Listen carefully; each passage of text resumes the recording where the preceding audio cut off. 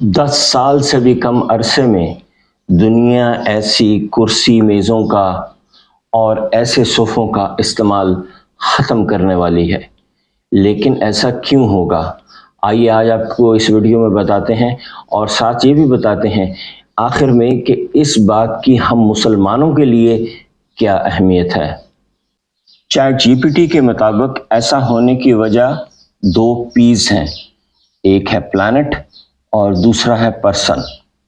हर साल तकरीबन 1,60,000 दरख्त कट रहे हैं, जिनमें से अक्सर सिर्फ फर्नीचर बनाने के लिए कट रहे हैं। दुनिया का टेम्परेचर 1.5 डिग्रीज बढ़ चुका है। अब अगर ये मजीद 1.5 डिग्री और बढ़ा यानी 3 डिग्रीज हुआ तो ये दुनिया तकरीबन तबाह हो जाएगी। सिर्फ इस साल यानी 2023 में ही दुनिया ने हॉटेस्ट डे देखे हैं जो इससे पहले कभी नहीं देखे थे। सैलाब बढ़ गए हैं, तूफान बढ़ गए हैं, साइक्लोन्स बढ़ गए हैं।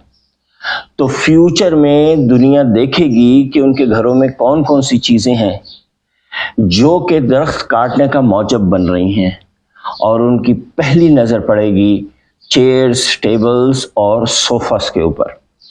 चैट जीपीटी के मुताबिक दूसरा बड़ा मसला जो ये फर्नीचर करता है वो है इसका फोम।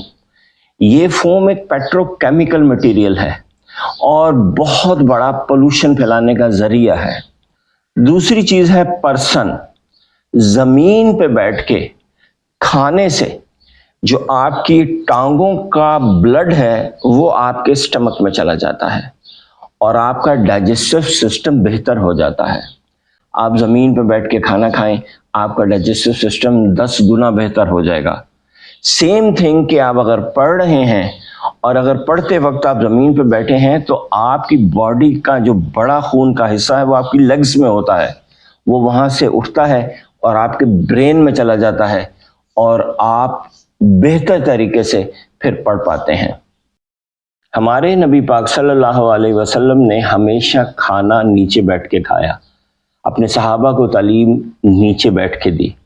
लेकिन हम हमेशा ये समझते रहे कि उन्होंने सोफ़ों और मेज़ों का इस्तेमाल शायद इसलिए नहीं किया था कि शायद वो फ़कीरी में रहना चाहते थे या उनको इन चीज़ों का पता नहीं था। ऐसी दोनों बातें नहीं थी।